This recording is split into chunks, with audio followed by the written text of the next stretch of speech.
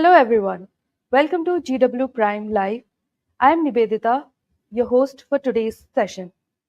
UK's 2023 Net Zero Growth Plan set out an update to the existing strategies, focusing on the scale up and deployment of technologies for decarbonizing homes, power, industry, and transport.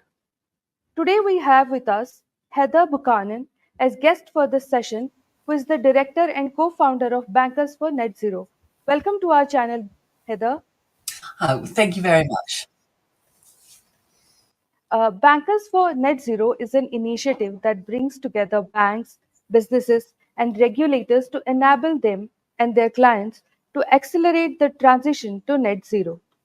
In the white paper titled Accelerating Transition, produced by the King's Business School and University of Edinburgh, you wrote that SMEs in the UK face significant challenges in sustainability reporting, including regulatory barriers and inconsistent data framework.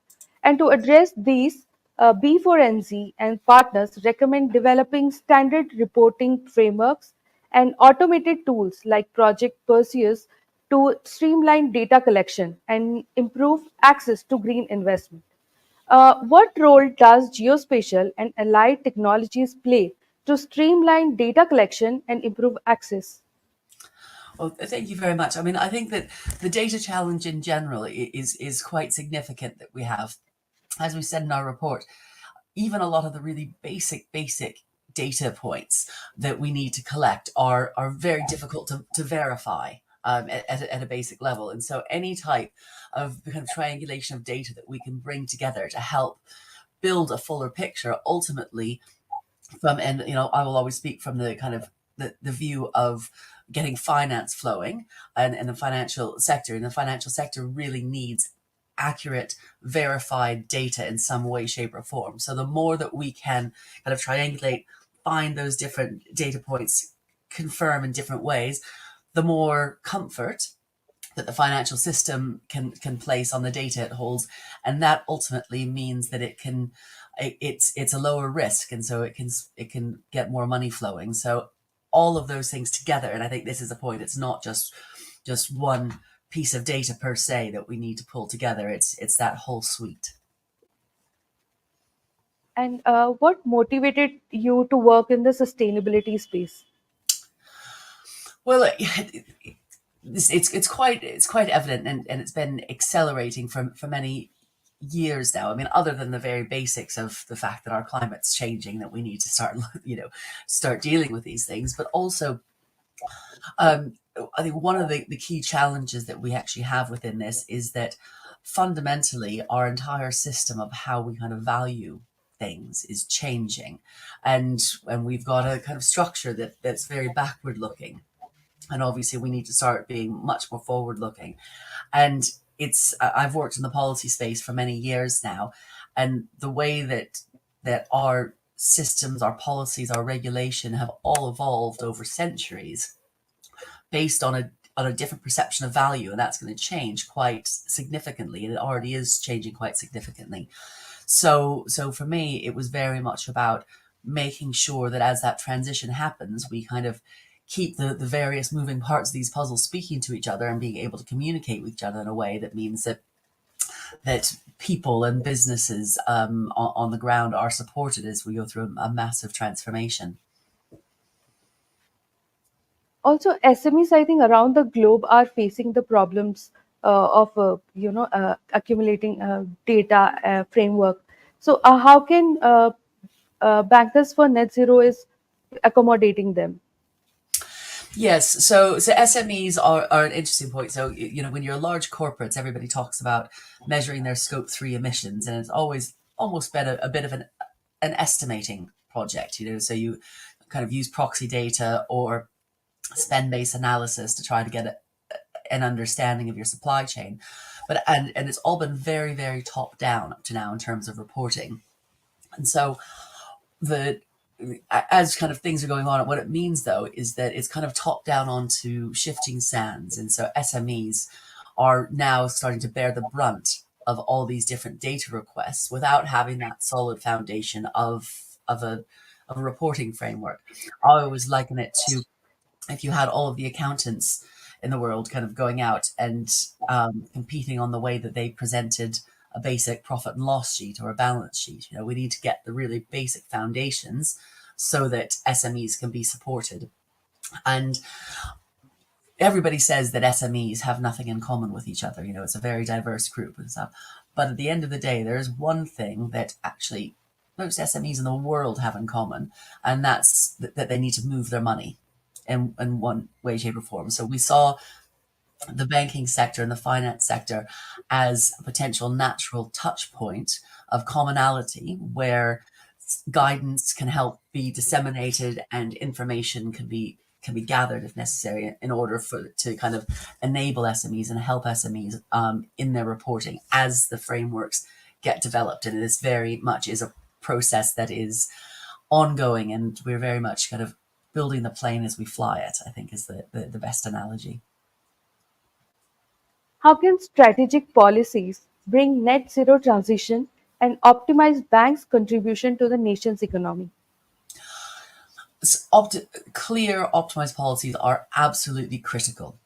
I mean, and some of it isn't even necessarily major legislative interventions. We always kind of look in that kind of short, medium, long term.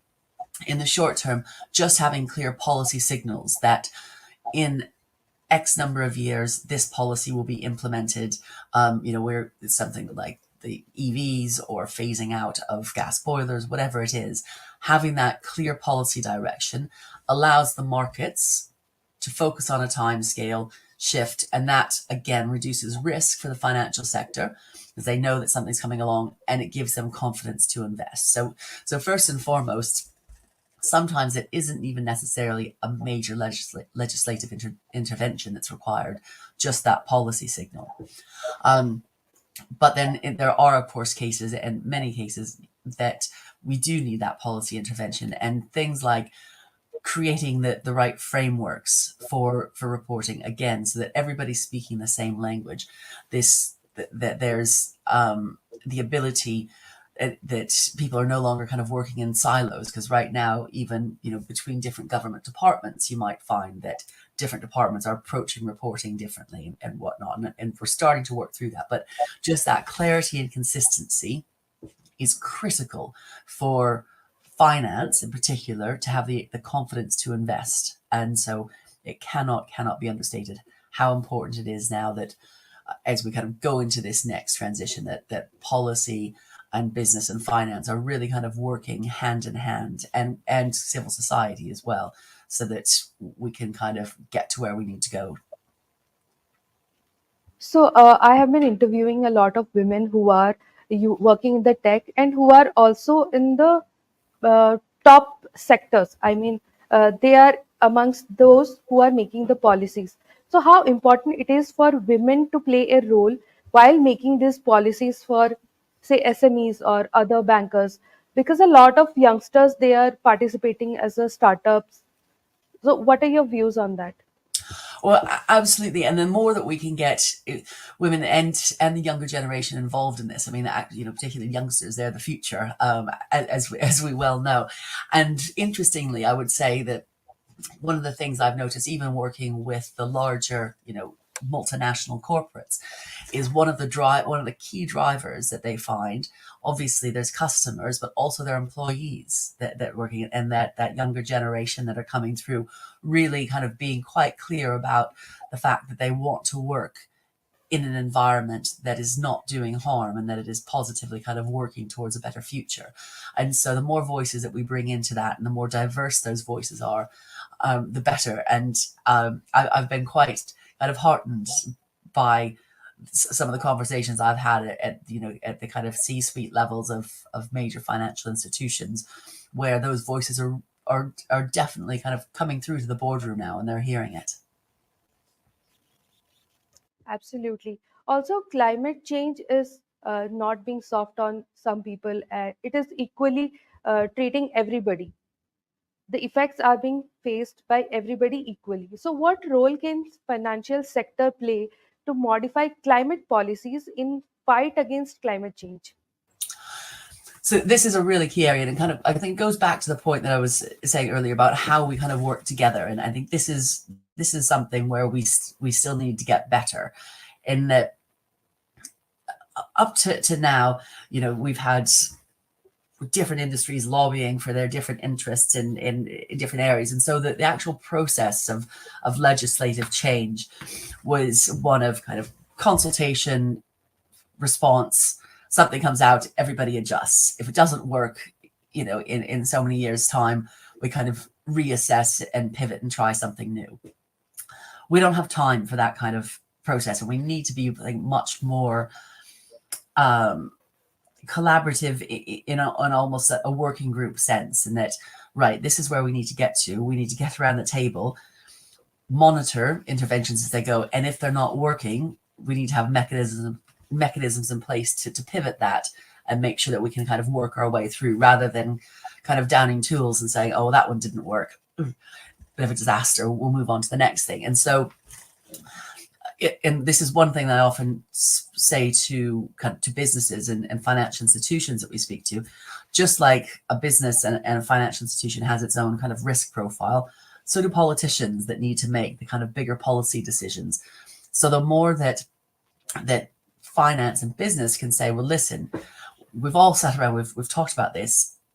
If you go for this kind of wider, like bolder intervention here, we know that we can get behind that, and we'll have your back, and we know that we can make that work from our systems perspective.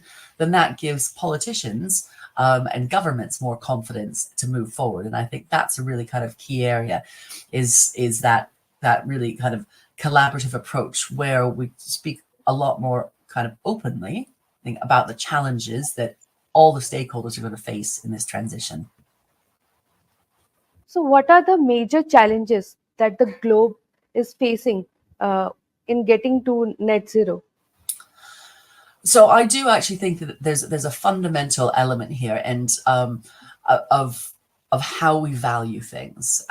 We still, whilst we're talking about all this finance moving to needing to move forward, we still very much focus on quarterly returns.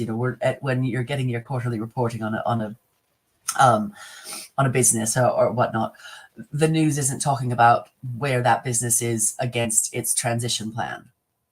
So I think that's a fundamental point that underpins everything. And until we kind of get to that stage where there's as much value and recognized value in transition as in just the straight bottom line, we're always going to have some tensions in that system. And a lot of what policy is doing right now in terms of interventions is often trying to smooth over that curve. So whether it be blended finance or a kind of, almost like kind of an insurance base, but this is where that kind of really systemic transformation has to come in, and where we start properly measuring what the value is of investing in nature, and investing in technologies that help mitigate climate change in the future. Right. And geospatial technology plays a major role in collecting data and assess data points. So, what technologies are you using while collecting data? So interestingly, and I apologize, I'm not an absolute guru in the tech department as much as in the policy areas. A lot of what we're working on now, particularly with the Perseus element, is actually more about the legal frameworks that sit around that technology. So Perseus is very much based on the principles of open banking, which of course is very well known and well used around the world now. In that, how do we create a framework of trust that means that data can flow with the permission of the owner of that data from point A to point B in a way that's verifiable and trusted. And then to a certain extent, the technology that sits underneath it and behind it can adapt and evolve over time, but making sure that we've got trust in that data and trust in that technology and that framework is absolutely critical. And particularly as we're going into, an accelerating world of AI and all the rest of it, having that data be really trusted is going to be absolutely paramount. So, while funding energy efficiency solutions, what are the checkpoints that should be gone through? So first and foremost, I guess we're starting with the absolute baselines, and it does go back to your really basic data points. If I take the example of even just trying to retrofit a domestic property, something quite nice and simple, you'd think. Then that, as it stands, the measurements that we're using for those aren't financial grade measurements. So you need to have a system in place where you can look and say, right, based on the state of the building now, what's the energy efficiency, or what's the energy usage, and be able to track as you intervene and as you kind of do work, track the progress of that and track it in a way that's assurable. And right now, interesting, even with smart meter data and all the rest of it, the data's out there, but it's not accessible in a way that means that it becomes an enabler for finance. It still sits behind a wall. And so a lot of it isn't desperately complex. It's more about being able to access that data in the right way that can kind of create the confidence. Thank you so much, Heather, for your time and the insightful information. Thank you so much. Absolute pleasure. Thank you.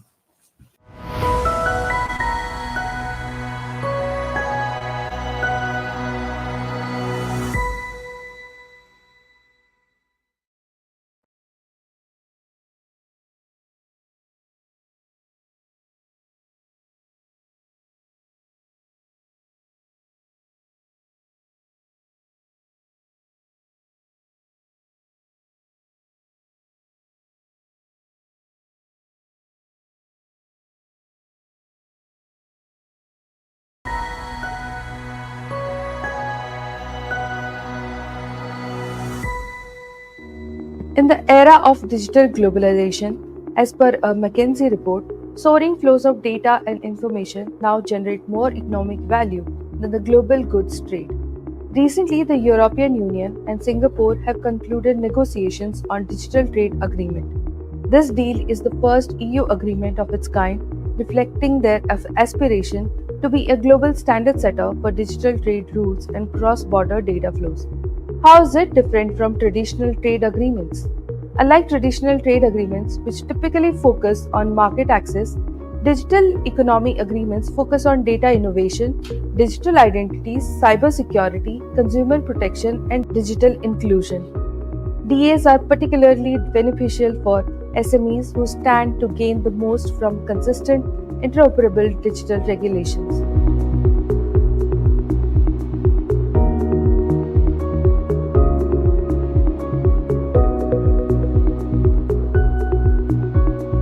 Why did the agreement happen between the EU and Singapore? The EU is the world's leading importer and exporter of digitally deliverable services. In 2022, 55% of the total EU trade in services was delivered digitally, representing more than 1.3 trillion euros of EU imports and exports.